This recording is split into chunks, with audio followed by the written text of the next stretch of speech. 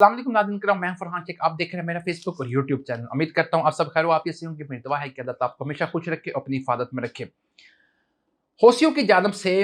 अरब इत्तेहाद के सबसे अहम रुकन यूएई के ऊपर गुज़िश्ता एक माह के अंदर यके बाद जिस तरीके से हमले किए गए हैं और जिस तरीके से अरब इत्तेहाद के सबसे अहम रुकन यूएई को खौफजदा करने की कोशिश की गई है। पहला हमला उन्होंने 17 जनवरी को किया और इस हमले में उन्होंने अबू धाबी के एयरपोर्ट के करीब हमला किया और दूसरा हमला उन्होंने एक ऑयल डिपो के करीब किया, जिसमें तकरीबन 2 पाकिस्तानी शहरी भी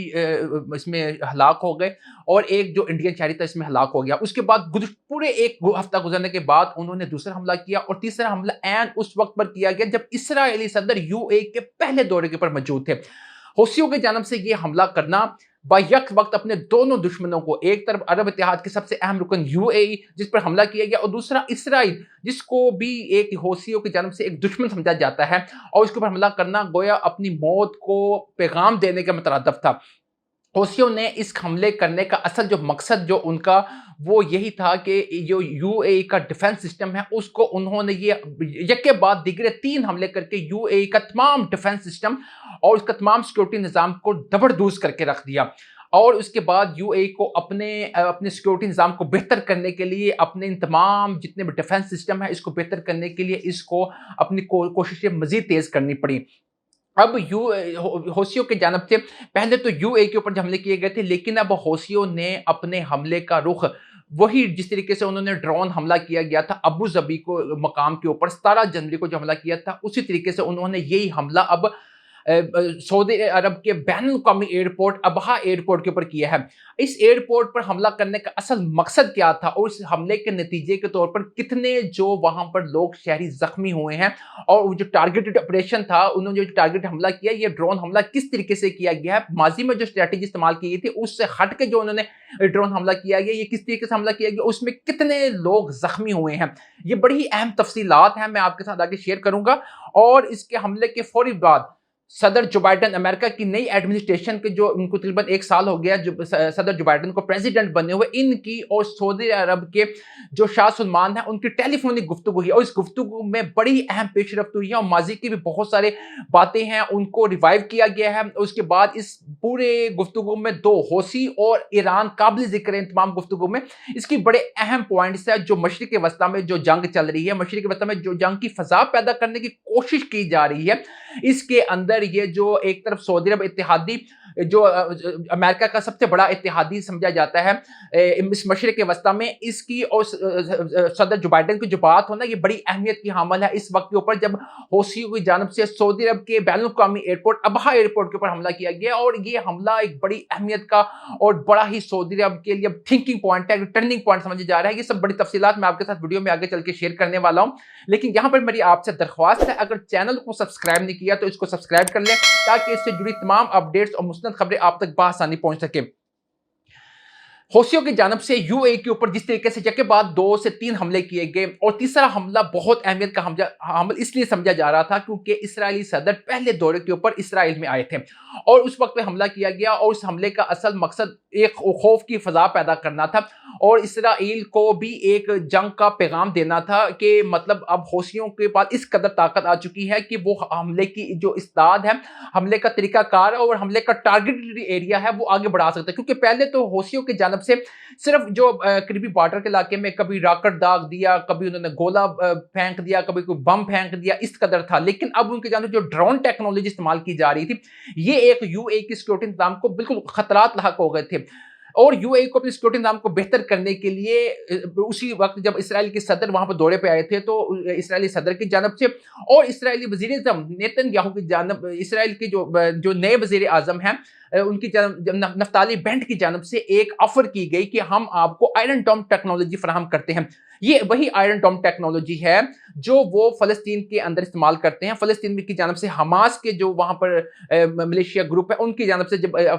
इसराइल के ऊपर जब हमले किए जाते हैं تو راکٹ حملے کیے جاتے ہیں. وہی آئرن ڈوم ٹیکنالوجی جس کو وہ استعمال کرتے ہوئے فضا میں ہی حماس کے راکٹ کو وہ تباہ کر دیتے ہیں. اور یہی آئرن ڈوم ٹیکنالوجی UAE کو فراہم کرنے کی آفر کی گئی اسرائیل کی جانب سے. اور دوسری جانب جہاں سے ایک آفر یہاں پر ہے، دوسری جانب فوری طور پر فرانس کی جانب سے بھی ایک آفر کی گئی کہ ہم بھی آپ کی ایئر اسپیس کو باحفاظت بنانے کے لیے، اس کو محفوظ کرنے کے لیے ہم بھی آپ کو ایک ایئر اسپیس کرنے کے لیے ٹیکنالوجی فراہم کریں گے جو راکٹ جو کسی بھی فضائی حملے کو فضا میں ہی تباہ کرنے کی صلاحیت رکھتا ہے. کیونکہ UAE کے لیے اپنی سیکیورٹی کو محفوظ بنانا بہت اہم ہے، کیونکہ وہاں پر ڈیلی بیسس کے اوپر سینکڑوں پروازیں لینڈ کرتی ہیں اور فلائی کرتی ہیں، اور یہ ایک انٹرنیشنل ایئرپورٹس ہیں، اور یہاں پر تقریباً ایک دن کے اندر ہزاروں کی تعداد میں، کہوں تو کم نہ ہوگا بلکہ لاکھوں کی تعداد میں وہاں پر سیاح آتے ہیں، وہاں پر انٹرنیشنل طور کے اوپر وہاں پر آ کے وہ وزٹ کرتے ہیں. اور دوسری جانب اب جو سعودی عرب کے ایئرپورٹ ابہا ایئرپورٹ کے اوپر حوثیوں کی جانب سے ڈرون حملہ کیا گیا ہے. یہ حملہ کس طریقے سے کیا گیا؟ حوثیوں کی جانب سے جو ڈرون حملہ کیا گیا ہے یہ بارود بردار ڈرون حملہ تھا. اس کے اندر بارود یہ لوڈڈ تھا، اور انہوں نے ابہا ایئرپورٹ کے اوپر انہوں نے ٹارگٹ کیا.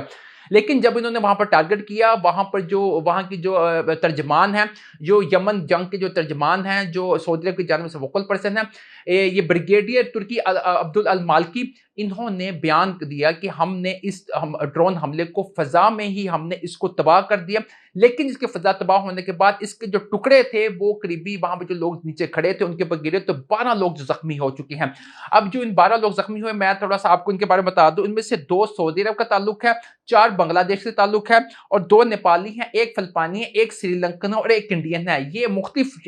جو ملکوں کے رہنے والے لوگ ہیں اس حملے میں زخمی ہو، کیونکہ ایئرپورٹ کے اوپر جتنے بھی لوگ ہیں وہ کوئی مختلف ممالک تعلق رکھنے والے لوگ ہوتے ہیں جو اپنی فلائٹ کے ذریعے مختلف ملکوں میں پرواز کے لیے جانا چاہ رہے ہوتے ہیں. لیکن بین الاقوامی ایئرپورٹ پر حملہ کیوں ایک سنگین جنگی کرائم سمجھا جا رہا ہے؟ ایئرپورٹ پر حملہ جنگ کی صورتحال میں بھی، جب جنگ بھی لگی ہوتی ہے تو ایئرپورٹ ہاسپٹل کے اوپر حملے نہیں کیے جاتے. لیکن اب حوثیوں کی جانب سے ایئرپورٹ کو ٹارگٹ کرنا گویا مشرق وسطی میں اب جنگ کو بلاوا دینے کے مترادف ہے، کیونکہ ایئرپورٹ کے اوپر جنگ جب ہو رہی ہوتی ہے تب بھی حملے نہیں کیے جاتے. اور اب اس کے اوپر یہ اب تمام عرب ممالک ہے، مصر ہے، بحرین ہے، مسقط ہے، اس کی جانب سے باقاعدہ اس کی مذمت کی گئی ہے، اور یہ باور کروایا گیا ہے کہ حوثیوں کے خلاف اب ایکشن لینے کا بھرپور وقت آ چکا ہے. کہ حوثیوں نے جس طریقے سے بین الاقوامی انٹرنیشنل ایئرپورٹ کے اوپر حملہ کیا، سول ایئرپورٹ کے اوپر حملہ کیا گیا، یہ ایک اچھا اقدام نہیں سمجھا جا رہا. اور حوثیوں کی جس طریقے سے پشت پناہی کی جا رہی ایران کی، اب ایران کے معاملے کے اوپر حملہ ہونے کے فوری بعد صدر جو بائیڈن اور سعودی عرب کے فرمانبردار شاہ سلمان کے درمیان ٹیلی فونک گفتگو ہوئی ہے. اب اس ٹیلی فونک گفتگو میں پہلے تو انہوں نے اپنے اتحادی ہونے کا ان کو بتایا کہ ہم ماضی کی طرح جس طرح کام کر رہے ہیں، اور مشرق وسطی میں جو صورتحال چل رہی ہے، جو ایک آگ کی فضا پیدا کرنے کی کوشش کی جا رہی ہے، اور جو آگ کے شعلے جو بھڑکیں گے تو یہ نہ صرف مشرق وسطی میں بلکہ اس کے جو انگارے ہیں کہ دوسرے ملکوں تک بھی جائیں گے. اس کو کنٹرول کرنے کے لیے جو بائیڈن کی جانب سے سعودی فرمانروا شاہ سلمان کو بھرپور تعاون کا یقین دلایا گیا. اور جب دوسری جو سے مین بات ہوئی وہ حوثیوں کے متعلق بات ہوئی کہ مطلب یہ حوثی جس طریقے سے کر رہے ہیں اور ہم آپ کو تمام ٹیکنالوجی فراہم کریں گے جس سے آپ حوثیوں کا مقابلہ کریں گے. اور دوسری جانب جو ان کی مدد کے لیے ایک پیغام دیا گیا وہ یہ ایران کہ جس طریقے سے جو ایٹمی ٹیکنالوجی حاصل کرنے کے لیے وہ تیزی دکھا رہا ہے. اور گزشتہ روز صدر جو بائیڈن کی جانب سے اعلان کیا گیا تھا کہ ایران کو ٹیکنالوجی حاصل کرنے میں، یہ ایٹمی طاقت بننے میں، اس پہ جو پابندیاں لگی تھی اس پہ کچھ نرمی کی گئی. اس کا ہرگز مقصد یہ نہیں ہے کہ وہ اپنی ایٹمی طاقت بننے کی صلاحیت وہ حاصل کرے، کیونکہ ایٹمی طاقت بننا نہ صرف اسرائیل بلکہ سعودی عرب دونوں کے لیے خطرے کا باعث ہے. کیونکہ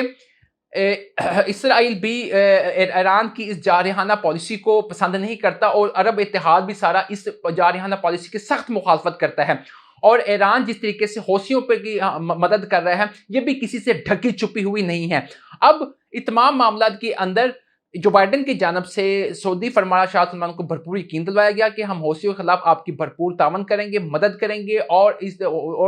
یہ جو اسرائیل نے بھی دوسری جانب UAE کو اپنی مدد کا یقین دلایا اور کہا کہ ہم آپ کو آئرن ڈوم ٹیکنالوجی دیں گے، اور آپ حوثیوں کے خلاف تمام جو کارروائیاں ان کے بڑھتے ہوئے حملے ہیں ان کی مذمت بھی کی ہے اور ان کے خلاف ایک حملہ کرنے کی بالکل ایک صلاحیت کو بھی مضبوط کرنے کے لیے ان دونوں اتحادیوں نے اپنے اپنے